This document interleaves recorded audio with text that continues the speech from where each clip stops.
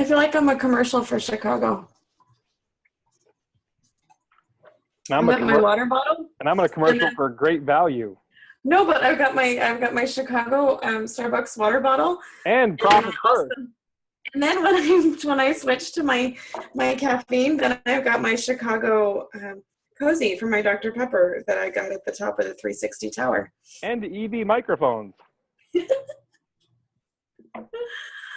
Oh. I'm all jacked up, Mountain Dew. Oh. Yeah, no, thank you. No Mountain Dew for me. Dr. Pepper. Creating Connections, episode number 72. Vickie had no idea we were recording just then. I'm Gittimer Certified Advisor, Mitch Taylor. And I'm Certified Personality Trainer, Vickie Musney. So last week, we got personal with moi. Mm-hmm. This week, it's the redhead's turn. Stay tuned. Okay. That was nice and easy. What are you talking about? This also speaks to a much bigger issue. Providing personal solutions through understanding people. This is the Creating Connections podcast with Gittimer Certified Advisor Mitch Taylor and Certified Personality Trainer Vickie Musney. Creating Connections, episode number 72. I'm Gittimer Certified Advisor Mitch Taylor. And I'm Certified Personality Trainer Vickie Musney. And so today, Vickie's going to share a little story about being sold, how she was sold, and then became unsold. Is that a pretty accurate description? Yeah, I think it is. Okay. That's how I would describe it. Okay. Tell us what happened. Invited by a friend of mine who I have known for, I don't know, about a year, maybe two. And I see her regularly. And the time we spend together, I feel like sometimes she does business coaching. And so by virtue of being her friend and spending other time with her in other situations, I glean some of that from her. And I've always looked up to her. And other people that I know have talked about this particular training, if you will, that they've been involved in. And I had an opportunity to go to an introductory meeting with her and hear more about it. And a few other people that I know, like I said, that have gone through this program speak very highly of it. And there are other people that I, know, like, and trust. So I went in with more than just an open mind. I went in really interested and sat through the beginning of this meeting and listened to the presentation, and we got to walk through some sample activities and kind of see the whole approach to life, to business, to different applications. And I'm working on some things in my personal life in different areas of life and business where I'm trying to learn and grow and make changes, and was very open to it. And I said, you know what, I really see how taking 3 days and attending this conference and this kind of hands-on workshop environment would be really healthy. I think this is something I really want to do. And so I was sold halfway through the meeting. Sure. But then in the scheduled meeting, because they follow the same format and the same, sales approach, they got to the point where they were ready to do the close, and they wanted a registration and a commitment right there. And they tried everything that was, it's just $200 down and you can pay the rest later. And there's 3 different date options. And I was feeling a lot of different things at that point. One of them was, if I've got some major changes that I want to make in my life and business, and I think this is a valuable coaching and training and method that I want to pursue, because my husband and I run our business together, this isn't something I wanted to do without him. Yeah. And just the way it worked out, he was on a business trip and was gone. So I went to the introductory meeting without him, which was fine. But I sat there going, yeah, this is something I really want him to be on board with. I want us to have this experience together, because so often I go to industry specific training and I'll come home from Mobile Beat or another show, Midwest DJs Live, or wherever I've been, speaking or attending. And I come home with that like conference high and I'm ready to do these things. and it doesn't always transfer. And I said, if I'm really going to invest in this level of, hands-on life coaching, I want us to do it together. So to me, that was something that was very important to me. Well, the other thing is, I would argue that my wife and I have this rule. If it's over $50, we talk about it. Period. I mean, just from the financial period statement, it's like, boom, get right there. We're talking about it. Yeah. And I think the investment was only like $1,000-ish, but it would require going out of town for 3 days. Yeah. And so that would probably make it a little bit, I'm estimating depending on where I would stay. The other thing was they presented us these options of these next, 3 times that the conference was being held. And I think there were 2 in Sacramento and 1 in San Francisco, which are 2 hours and 4 hours away from me, respectively. So driving distance, but again, not something I'm going to drive to in the morning, attend a training for, 10 hours and drive home and go back the next morning. It would involve, staying there overnight, a couple of nights. And because it's an all day Friday, all day Saturday, all day Sunday, and then a follow-up the following Tuesday, I found out, which is interesting. So it would be a little bit of back and forth.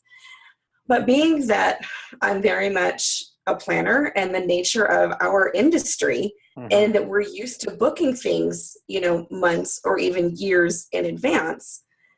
And then I think part of it is just me being a red. I'm very quick to assess. I could look at those 3 dates and honestly, truly say, one of those is the first week that my kids are back to school. Yep. I have 4 kids at 2 different schools. My husband is a teacher. Like, I'm not going to disappear and go out of town, on back to school week. That's just not going to work for me. I hear you. And then one of them was an event weekend where we had a wedding. Have a wedding coming up, and I'm like, well, I can tell you right now that day we're booked. Like, that's not going to happen, and that takes up my whole weekend. I can't do Friday, Saturday, Sunday conference when I've got a wedding on Saturday. Not going to work. And then the third one was right before wedding MBA. So again, just schedule wise, I can see this isn't going to fit. Right. So number one, I want to make it work for my husband's schedule, who works as a high school teacher in addition to running our business. Yep. And so I know when his calendar breaks are, and they didn't happen to have a conference near us during his fall break, and it was too close to wedding MBA anyways. So the next time that we're going to be able to really go together without him taking time off work is spring break. And to me, to plan something now for April, that's reasonable. Yeah. Because that's how I plan. This is my business. But I guess for normal people, like my girlfriend who's an esthetician, she's booking clients, every 2 to 4 weeks. That's how far out they plan. So for her, thinking between now and October, that's super long term. Yeah. And maybe for normal people outside of the events industry, it is. But for me to say, it's not. For me to say, yeah, I really want to do this. I think I could make this work in April. I want to look at one for April. And what I found was that was not an acceptable answer. And what I was told was, well, if you can't, you shouldn't wait that long. You just do it by yourself. If your husband isn't available until spring break, then you should just do it because you need this. And and if you really cared, you would drive over the hill for that. And you're not hearing me. I'm not available on those dates. Let's tell a red exactly what to do. Want to lose a sale really quick? And I did. By the end of it, I went so full circle from, yeah, I totally legitimately want to do this. Show me the dates for April and we'll be able to talk about it. And to, why are you pushing me so hard and you're not hearing any of the things I have to say about my life, my schedule, the fact that my husband and I run our business together and that it's important to me that we go through this experience together. If it's as life-changing as people say it is, to me, that's a reasonable request that we experience that together. And yet in her attempt to sell me and overcome my so-called objections, I felt completely devalued and not listened to, and went to the other extreme going, maybe I'll look for a different kind of coaching. Maybe I want to just pursue a different conference. I went from maybe I don't even want to do this at all. Yeah. If I'm not allowed to do it on my own terms. Empathy leads to excellence. And to me, they were not empathetic to you. They didn't want to understand. And I believe that in her heart, she had this amazing experience and wanted to share it with me. I get it. And I totally believe that she was sincere and she was, she meant well. But it just didn't help our connection. Here's the reality. Frankly, it made it incredibly awkward. The time I saw her, it was just like the elephant in the room. We didn't even talk about it. I hope that what you take away, and we need to wrap this, but I hope what you take away from this is that the hardcore sales tactic of sitting down and putting someone in a corner and asking them point blank or chastising them for their decisions and why they are doing something will not win you friends. It will not win you sales. And in fact, it will harm your business more than it would ever close somebody on why they want to work with you. You shouldn't close. You should open the door to the opportunity to work with you. Mm-hmm. That's what you should be doing.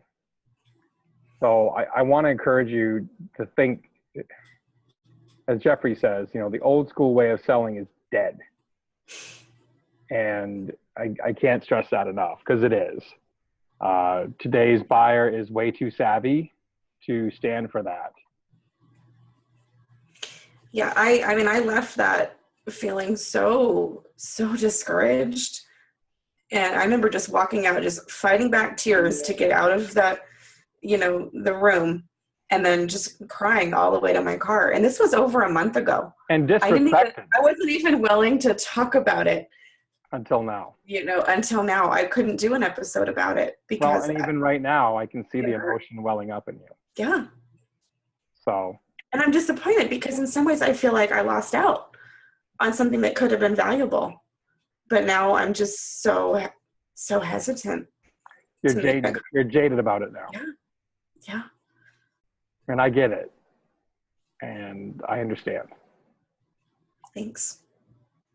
So thank you for sharing. Therapeutic All About Me episode. Yes, we didn't have to make her lie down. Again. You made me cry. Gittimer Certified Advisor Mitch Taylor and Certified Personality Trainer Vickie Musney. I'll say her tags as she's a little emotional right now. Check us out at creatingconnections.biz for more information on where we're going to be next and upcoming educational opportunities. Thank you so much for being a part of the podcast today. Greatly appreciate your listenership. If you have questions, post them down below or hit us up at mitch@creatingconnections.biz. We look forward to speaking with you and hearing about what you want to get out of creating connections. How can we help you? See you next time. Thank you. Thank you for listening to the Creating Connections podcast with Gittimer Certified Advisor Mitch Taylor and Certified Personality Trainer Vickie Musney. For more information on providing personal solutions through understanding people better, visit creatingconnections.biz.